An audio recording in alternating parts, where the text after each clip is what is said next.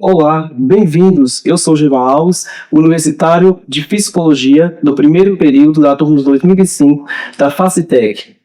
E hoje nós iremos abordar sobre o tema autismo, a importância do autismo e a importância do trabalho do profissional de psicologia. Bem-vindos ao podcast Tá Tudo Bem?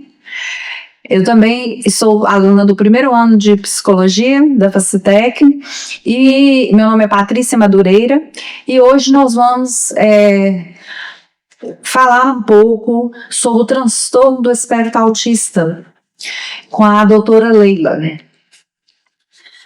Esse tema, só antes da gente apresentar ela aqui, eu vou falar um pouquinho por que a gente escolheu esse tema do autismo, né? A gente tem o nosso colega que tem um filho autista e daí ele veio com toda essa demanda da importância da gente conhecer mais sobre o autismo, para poder estar diagnosticando, para estar procurando tratamento, e nada melhor do que uma pessoa especialista no autismo, né? Que é a doutora Leila. Um prazer, né, estar aqui hoje, tá? Eu agradeço pelo convite que vocês fizeram. Hoje, né, eu sou psicóloga, né, sou especialista em autismo pela UFMG, sou pós-graduada também na terapia cognitivo-comportamental e já estou aí há mais ou menos uns 7 anos atuando nessa área do transtorno do espectro autista, tá? Isso aí. A problemática, como a colega Patrícia havia falado, surgiu da demanda do trabalho em relação, até no caso, né, seria o meu caso, quando citou sobre o colega que tem um filho, nesse caso sou eu, o meu filho Pietro Emanuel, hoje tem 5 anos, e há mais de 2 anos ele já faz acompanhamento com a doutora e psicóloga Leila Rodrigues, aqui no processo aí de acompanhamento sobre o autismo, e acho de grande importância e relevância para que a sociedade possa conhecer mais sobre o autismo e se conscientizar sobre todo o processo de acompanhamento, de terapias, que é super importante. E hoje estamos aqui, né, com a doutora Leila e já vamos iniciarmos o nosso processo de entrevista. Mais uma vez, bem-vinda e agradecemos pelo ter aceitado o convite nessa oportunidade, que acredito será muito esclarecedor. Leila, a primeira pergunta nós temos: o que é o autismo? De uma forma bem simplificada, que todos possam compreender o que se trata o autismo. O transtorno do espectro autista, né, ele é um transtorno do neurodesenvolvimento, né? Ele é caracterizado por alguns déficits. Então, a criança ela pode apresentar, né, déficits na interação social, habilidades sociais, déficits na comunicação, né? A criança ela pode apresentar aí, né, ter comportamentos repetitivos e restritos, né? Então, assim, a gente fala em espectro porque é algo muito amplo, tá? Por isso que existem os níveis, tá? Então a gente tem, né, nível 1, nível 2, nível 3 de suporte, que é o quê? É justamente o apoio que essa criança ela necessita. Então bora pensar que nível 1, essa criança ela precisa de um apoio mais leve. Nível 2, ela precisa de um apoio substancial. E nível 3, ela precisa já de um suporte maior ainda. Tá? Então a gente vai pensar que quanto maior é o nível, mais atraso de desenvolvimento essa criança ela vai apresentar, certo? Certo. Isso, a gente tem que ter muito esse cuidado que o transtorno ele vai afetar todos esses níveis. Então não é porque é nível 1 que, né, acaba entrando em um, que eu acho, assim, um erro, às vezes as pessoas falam, é mais levinho, não, mas ele faz isso, ele conversa, então assim, o nível 1 de suporte, ele também vai trazer especificidades de dificuldades no desenvolvimento dessa criança, entendeu? Pode ser que essa criança ela realmente se comunique muito bem, ela consiga, né, falar, né, mas ela tem uma dificuldade enorme, por exemplo, nas habilidades sociais dela. Se eu não tenho habilidade social, que é eu conseguir interagir com o outro, resolver um problema, né, tô ali com meus colegas, tô querendo brincar, chamar aquela criança ali para brincar, perguntar qual é o nome dela, então isso é habilidade social. Se eu não tenho isso, e se eu não trabalho isso com a criança, por exemplo, de nível 1, lá na frente isso vai trazer consequências gigantescas, né? Então a gente vai pensar, isso vai trazer quais consequências? Por exemplo, consequências no trabalho, nas relações interpessoais, relação, né? Essa questão, bora pensar, às vezes de namoro, de casamento, né? O nível 1 de suporte, ele pode tender também a ter, né, as comorbidades que a gente fala, ou seja, então são sujeitos que tendem a ter depressão, transtorno de ansiedade. Tem artigos que mostram que casos de suicídio, por exemplo, né, pessoas com nível 1 de suporte é muito grande, não vou falar criança porque o nível 1 ele cresce, né, vira adulto, sim, né, então assim, a gente tem que ter muito esse cuidado. Então, o transtorno do espectro autista é isso, né? Ele é um transtorno do nível de desenvolvimento, onde a criança ela vai ter déficits nessas áreas, né? Social, na área comunicativa, né, de linguagem, na parte de interação social, né, vai ter a gente chama de uma rigidez cognitiva, eles são mais rígidos, entendeu, né, não são flexíveis, né, a gente consegue resolver as coisas de uma maneira mais tranquila, às vezes né, esse caderno aqui não tá aqui, eu coloco em outro lugar, isso pra mim resolver é tranquilo, não, eu vou ali procurar e tá tudo bem, e pra eles vai ser mais difícil, né? Entendeu, né, então assim, né, o limiar de frustração mais baixo, então assim, a gente tem, né, aí essa questão, o espectro, ele é amplo, ele é muito amplo, do nível 1 para o nível 3, é uma caminhada muito grande, sim. E as pessoas tendem a associar autismo só lá no nível 3, que é aquela criança não verbal, né, que é aquela criança que tem aí que não faz contato visual, né, que não responde a comando simples, porque o nível 3 realmente vai ter um atraso muito significativo de desenvolvimento. Então, quando falam em autismo, as pessoas pensam lá, assim, entendeu? Elas já vão para o nível 3. Algo mais perceptível. Justamente, algo que seja mais perceptível, né? E é muito importante essa fala sua, porque muitas vezes a pessoa de nível 1 acha que nem precisa de tratamento, justamente, né? Isso Os pais mesmo. acham que não e a consequência depois é muito séria. Isso mesmo, são consequências muito sérias mesmo, né? Então, assim, é muito importante e muito dessa questão também da gente banalizar o nível 1. Não deve se banalizar o nível 1.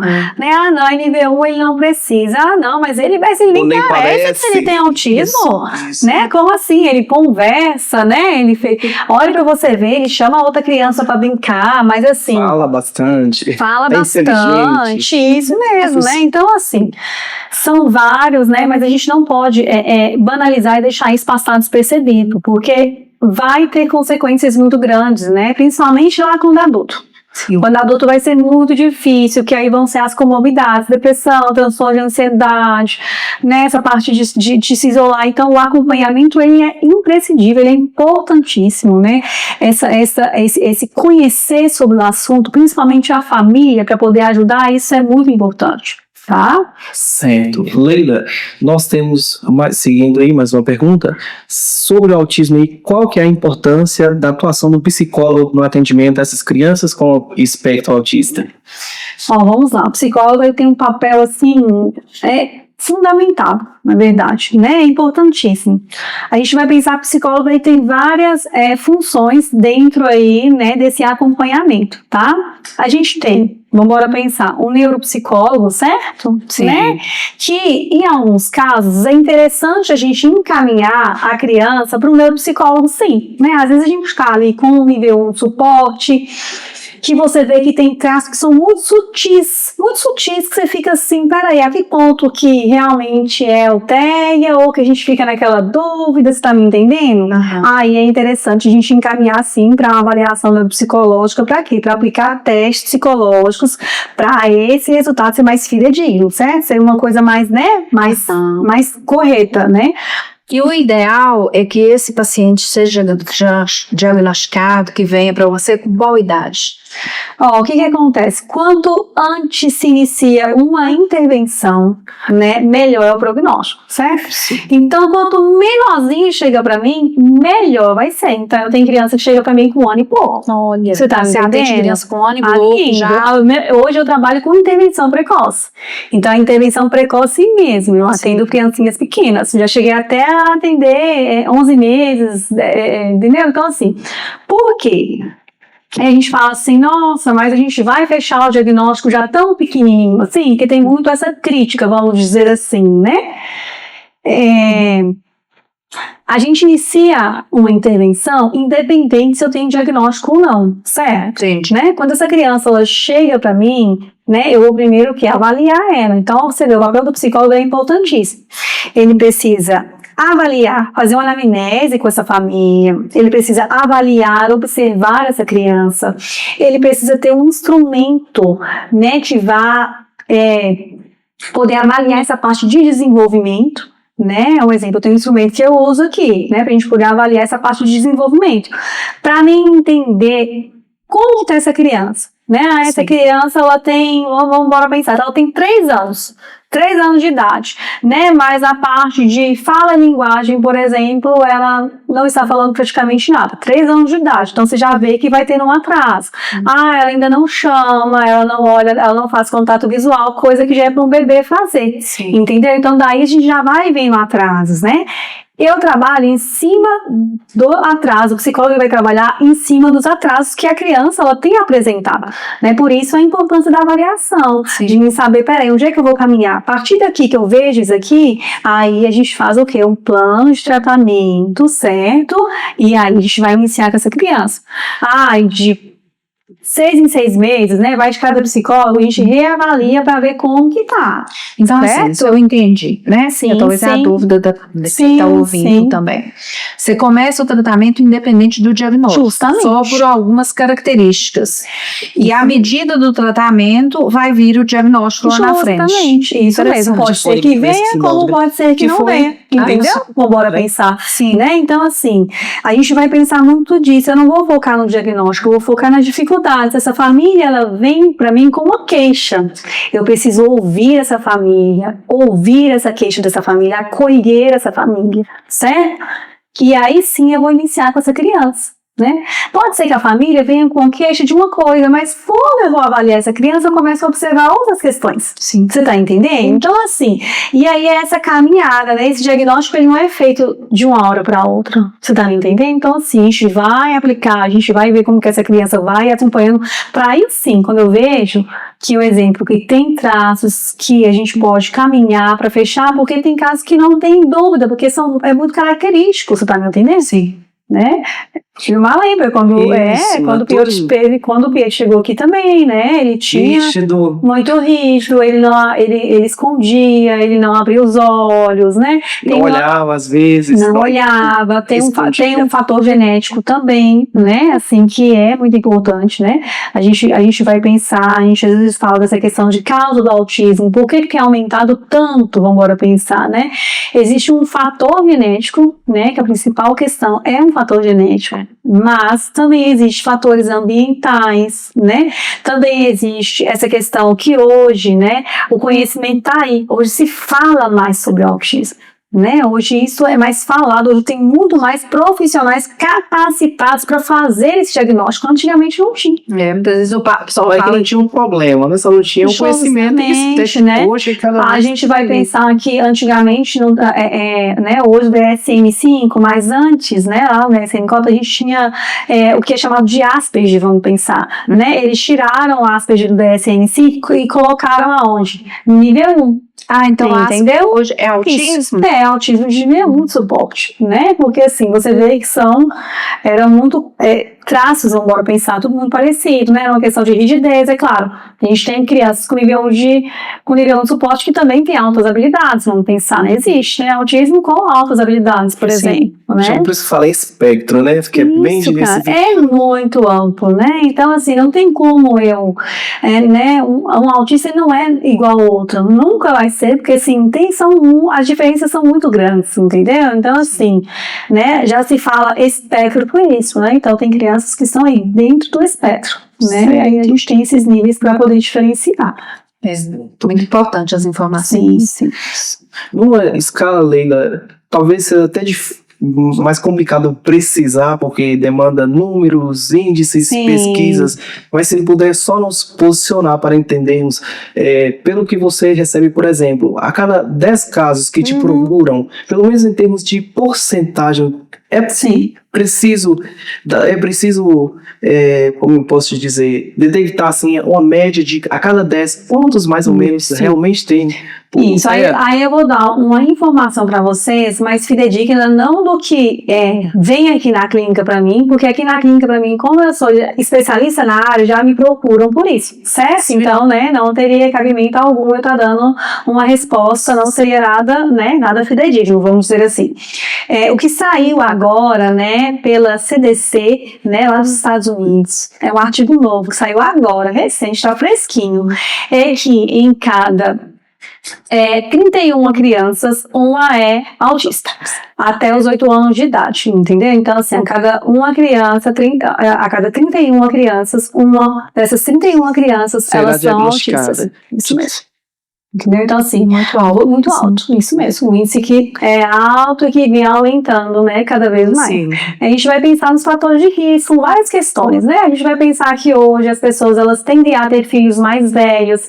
Não é que, nossa, mas então quer dizer que eu sou mais velho, se eu tiver filho mais velho, meu filho vai ter autismo. Isso não é uma regra, entendeu? Porque, igual eu falei, tem um fator genético muito forte aí. Certo? Mas assim, são fatores de risco, não são fatores de risco, né? Idade, questões da gestação, né? Então são fatores de risco, não que vá vir a ter, porque a genética é uma questão aí muito forte no autismo, que é algo que é muito estudado aí ainda também.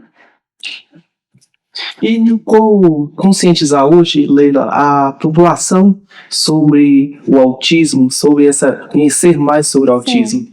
Que é um tema ainda muito assim, com dúvidas, né? O pessoal só, eu tenho um sobrinho autista, meu aluno é autista, meu vizinho é autista, mas na verdade nem sempre entende realmente. Nem sempre entende, isso mesmo, né? Então, assim, essa parte de conscientização é o que vamos pensar, o que nós estamos até fazendo agora, né? Hoje na faculdade, por exemplo, vocês estão vendo mais esse tema que antigamente não via. Na minha época, eu praticamente não vi sobre autismo, entendeu? Então, assim, existe essa questão, bora pensar de como conscientizar, falar sobre o assunto, palestras em escolas, né, reuniões, juntar grupo de mães para poder falar, né, então assim, como que a gente pode conscientizar? Falando, mas falando com, vamos dizer, qualidade, a gente precisa ter muito esse cuidado, né, tudo tem que ser cientificamente comprovado, eu não posso falar achismo do que eu acho, e sim sobre o que, né, os livros, né, os artigos, ele vem nos trazer, né, isso mesmo. A gente procurar as informações com as pessoas que têm conhecimento científico. Isso mesmo, né? Conhecimento científico, porque infelizmente tem muito aí também que fala o que não sabe, vamos pensar assim, entendeu? Mas assim, como é que você vê a sociedade hoje com a visão com o autismo? O pessoal hoje está mais esclarecido? Como é que é? Eu vejo que sim,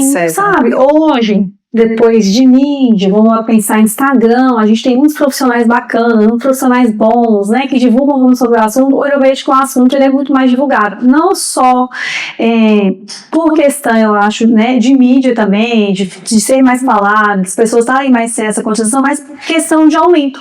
Então, todo mundo, a maioria das pessoas, conhece um autista, conhece alguém que tem. A gente tem muitos autistas inseridos aí nas escolas, né? Então, assim, tá mais esclarecido, né? Mais esclarecido nesse sentido. É claro que a gente sempre tem que buscar mais conhecimento, tá? Mas mesmo com esse esclarecimento todo, você ainda encontra, assim, famílias que têm resistência ao tratamento ou resistência à continuidade do tratamento? Sim, né? A gente vai pensar, quando a gente acolhe uma família, até dar esse diagnóstico, quando você recebe essa família, você já vai perceber. Porque, assim, muitas vezes os pais vêm e vê que tá com atraso, mas tem um medo muito grande de negação, chegar no diagnóstico, você tá me entendendo? Então, assim... É a própria negação, né? É uma negação, né? E a gente tem que respeitar muito essa questão, né? Vai viver um luto, entendeu? Bora pensar, quando os pais, eles têm filhos, eles almejam, né? É um sonho aquele dali. Então, assim, nosso pai já vê o filho lá no futuro casando. Então, assim, eu já atendi casos da mãe virar pra mim e falar bem assim, Leila, mas meu filho vai se casar um dia, mas o meu filho, ele vai fazer uma faculdade, você tá me entendendo? Porque não vive o agora, né? Essa ansiedade de viver lá o futuro, lá na frente. Então, assim, quando essa família chega pra mim, eu vou ver o momento que eu vou falar isso. Sim. Às vezes pode chegar para mim uma criança que eu tô vendo que ela tem todas as características de uma criança com autismo, mas não vai ser o momento que eu vou falar para a família. Entendi. Eu vou falar isso mesmo. Justamente, eu vou falar para ela que eu vejo Que eles estão preparados. Justamente, pra né? gerar Porque resistência. Foi até o nosso caso, né? Se a gente ficava na cara dura, assim, até então tá ali praticamente um leve, dentro daquele parâmetro ali, e se confunde às vezes, né? Sim. E a gente fala, será que tem? Será que quando a gente muito. né, procurou o apoio profissional, terapêutico, já era para tirar as nossas dúvidas, né? Que a gente fica com dúvida. E realmente prevalece aquilo, né? E eu torço para que não tenha. Sim, né? isso mesmo. Porque a gente analisa muita coisa, principalmente um dos processos é o preconceito, né? Os preconceitos que A família tem muito medo, né, do que o filho vai enfrentar, né? Então, assim, não é fácil você receber o diagnóstico. Isso é muito difícil, né? E a gente precisa estar preparado para acolher essa família, entendeu? Isso. E existe, Leila, crianças, vamos considerar aqui 2 casos. Sim. Vamos considerar que é certo que 2 crianças A e B têm TEA. E que a criança 1 faz o acompanhamento adequado com as terapias e a criança 2 nem iniciou. Quais são as diferenças que você pode citar entre essas duas? Daquela que faz o acompanhamento, da que não faz o acompanhamento?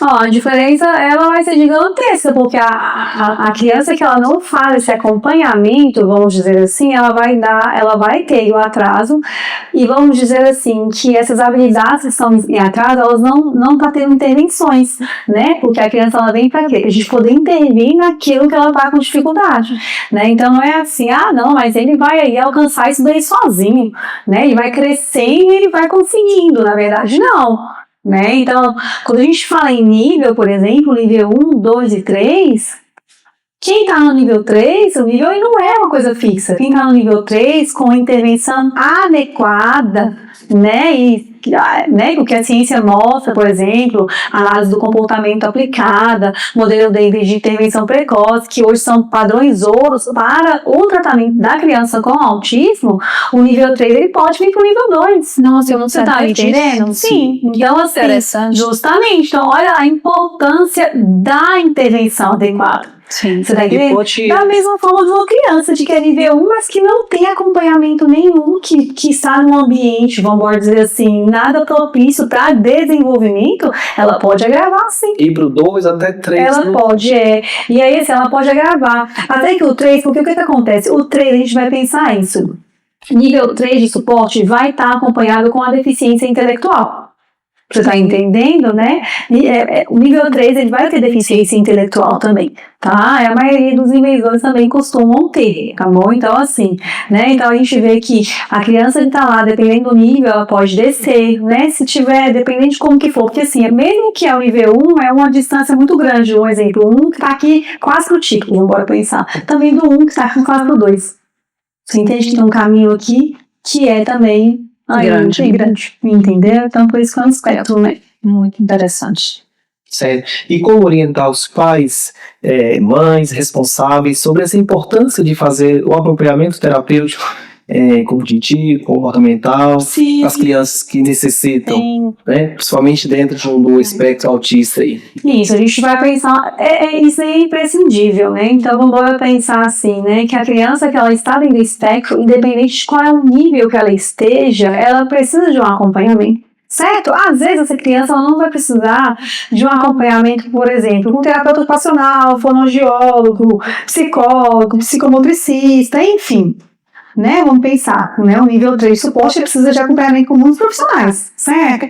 Vamos pensar de um nível 1 de suporte que comunica bem e tudo mais, mas ele precisa de um acompanhamento com um psicólogo, entendeu? Então, assim, né, a família ela precisa entender, né, que essa criança ela necessita, sim, independente de qual é o nível que ela tem, ela precisa, sim, de um acompanhamento. Né? Então, assim, aí ali vai ser avaliado, né? Vai avaliar quais são os déficits que essa criança está apresentando, né?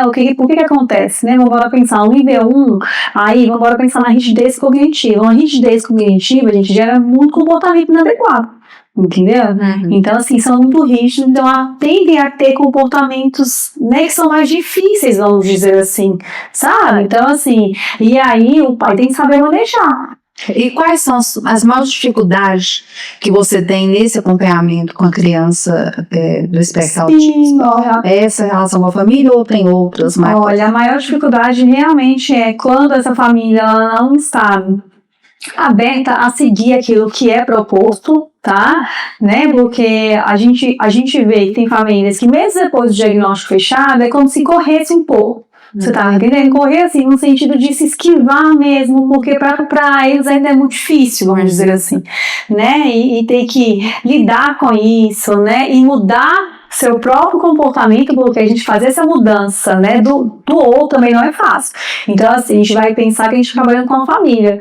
Então, eu vou precisar que essa família mude o ambiente dela, eu vou precisar que essa família mude a forma dele de se comportar. Por isso que a orientação de pais, ela é tão importante. Não é só trazer a criança, colocar a criança aqui na sala e trabalhar só com a criança, não. Os pais eles precisam estar inseridos, porque o que eu faço aqui precisa ser reproduzido lá. É a importância do psicólogo, né? Justamente. E disso aí você fala pra gente aí o tamanho que é a importância do psicólogo na sociedade nossa, né? Mesmo, né? Então, assim, e aí a gente vai pensar, né, do psicólogo não só nessa atuação, porque eu tenho casos que eu preciso encaminhar os pais para psicoterapia. Isso, porque tem hora que o problema nem ser da criança. Eu entendo que tá um ambiente que tá muito desfavorável para essa criança evoluir ainda mais do que ela precisa, entendeu? Então eu preciso realmente encaminhar. Porque se eu não organizo esse ambiente, eu não tenho resultado. Eu fico aqui, ó, como se eu estivesse dando muito em ponta de faca. Em casa o trabalho é desfeito, né? É isso mesmo. Né? E a criança, ela dá uma continuidade, e ela tende a copiar o nosso comportamento, né? Totalmente. Então, totalmente. Às vezes a gente cobra da criança, vamos pensar, eu cobro dessa criança, que essa criança ela não sinta raiva, um exemplo, que ela sinta raiva, mas que ela não joga as coisas no chão, ou que ela não grite, mas eu, adulto, quando tô com raiva, eu grito. Como é que eu vou cobrar de uma criança que o cérebro ainda está em maturação? Como que eu vou cobrar que ela tenha regulação emocional sem nenhum adulto dentro de casa tem? Entendeu? Então, assim, o pai e a mãe eles precisam muito voltar esse olhar para eles, porque o ambiente ele influencia totalmente o comportamento. Totalmente. Nossa, foi muito esclarecedor a sua explicação, né? Eu tenho um pouco conhecimento com o autismo e para mim foi assim muito esclarecedor. Eu tenho certeza que para todas as pessoas que vão estar nos ouvindo. Isso, praticamente nós chegamos ao final desse bate-papo aqui do Tá Tudo Bem podcast. E realmente é muito esclarecedor. Eu já entendo um pouco, ainda estou no processo de conhecer muita coisa, né? Mas já aprendi muita coisa, eu juntamente com a minha esposa Fernanda, através de Leila, para ajudar. Ela nos auxilia e a gente auxilia eles, justamente, né? Porque fora da ausência do psicólogo tem que ser aquilo que é passado pra gente, né? Pra gente tentar colocar na prática aquela orientação na hora da rigidez, da dificuldade da criança, do comportamento que, entre aspas, assim, que não está adequado, né, do padrão de comportamento da criança, né? Então é bem relevante, bem esclarecedor. Mais uma vez a gente agradece. Imagina, eu que agradeço pelo convite, tá? Por essa oportunidade que com certeza a sociedade, cada relato que tiver, cada explicação que tiver, vai existir sempre alguém, né, aprendendo, igual nós aprendemos muito, ouvimos muito, porque no início eu até disse assim, eu ouvia falar, né, até depois quando é com você, aí você fica mais interessado, né, no assunto e tem que aprender pra gente lidar com a situação, né? E a gente aprende muito e achamos de grande relevância. Ótimo. Eu agradeço a iniciativa, né, por vocês estarem no primeiro período e já trazerem essa temática que ela é muito importante, eu acho assim, né, que a gente precisa falar mais, divulgar mais, conscientizar mais, procurar entender, conhecer antes de falar, antes de julgar, né? Então, assim, eu fiquei feliz, né, de saber isso, né? Não seja isso, vocês estão no primeiro período ainda e já buscando essa temática, sabe? Isso é muito, muito importante, né? Claro que junto com a sua vivência, né? E quando a gente tem pais que são abertos ao conhecimento, gente, o prognóstico ele é bom. né? Essa criança ela vai desenvolver cada vez mais, porque a gente tem uma família que está aberta a acolher e a ajudar, né? Então o resultado ele é outro. Isso. Pelo nosso caso, quando realmente veio, né, o Sim, fechamento do diagnóstico, a sensação foi não de tristeza, mas de retirou-nos um peso, né? Então é isso, então tá, vamos à luta, vamos fazer o que é possível dentro, né? Eu consegui entender, né? Isso explica aquilo. Agora eu vou procurar entender, compreender, buscar ajuda para me ajudar o meu filho, né? Então, assim, é muito nesse sentido. Tá? Doutora Leila, muito obrigada, né? Eu que agradeço. Fazer esse podcast atingir o máximo de pessoas que a gente conseguir, porque as informações aqui são muito importantes. Sim, que obrigada. Que bom. Fico feliz que vocês tenham gostado. Esperamos que você aceite outros convites futuros. Podem fazer. Muito obrigado. Eu que agradeço, tá? Tchau, tchau. E assim chegamos ao final do podcast Tá Tudo Bem. Esse foi um trabalho desenvolvido pelos universitários do primeiro período de Psicologia da Faculdade de Ciência e Tecnologia de Janaúba, FACINTEC 2025, sob a orientação da professora Luciana Lonte, na disciplina de Práticas e Desenvolvimento da Extensão. É isso aí, pessoal. Nosso agradecimento a todos, né? Encerramos aqui o nosso trabalho com a presença da nossa querida doutora Leila. Obrigada a todos.